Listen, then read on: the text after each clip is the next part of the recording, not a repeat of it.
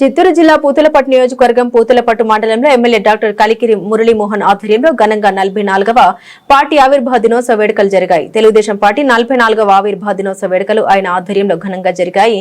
ఈ సందర్భంగా అంబేద్కర్ సర్కిల్ వద్ద పార్టీ జెండాను ఆయన ఆవిష్కరించారు. అనంతరం వారి కేక్ ను కట్ చేసి పంచిపెట్టారు. తదనంతరం అన్నదాన కార్యక్రమం నిర్వహించిన ఆయన మీడియాతో మాట్లాడారు.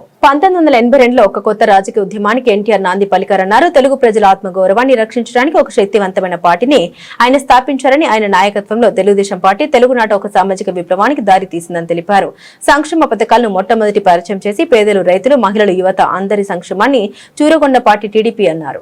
సరిగ్గా 44 సంవత్సరాల క్రితం అవతరించిన ఒక ధృవతార ప్రజా సంక్షేమం కోసం,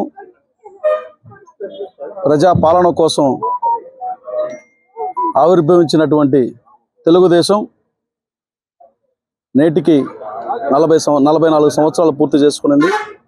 ఈ సందర్భంగా వాడవాడల గ్రామాన అంగరంగ వైభవంగా ఆవిర్భావ సంబరాలు జరుపుకుంటున్నాం. నిజంగా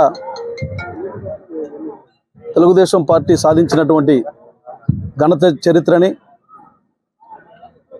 తెలుగుదేశం పార్టీ తీసుకొచ్చినటువంటి పాలనాపరమైనటువంటి మార్పుల్ని, తెలుగుదేశం పార్టీ తీసుకొచ్చినటువంటి సంక్షేమ కార్యక్రమాలని చూస్తున్నప్పుడు తెలుగుదేశం పార్టీయే రాకుండా ఉంటే, నందమూరి తారక రామారావు గారు పార్టీని పెట్టకుండా ఉంటే, నారా చంద్రబాబు నాయుడు ముఖ్యమంత్రి కాకుండా ఉంటే ఈ రాష్ట్రం ఏమై ఉంటుంది, ఏ పొజిషన్లో ఉంటుంది అన్నటువంటి ఆవేదన కలుగుతుంది.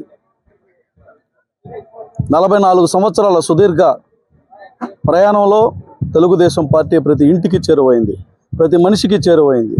ప్రకృతి పరిరక్షణ నుంచి సామాన్యుడి హక్కుల వరకు ఎక్కడ ఏ ఇబ్బంది కలిగినా నేనున్నానని అండగా నిలబడింది.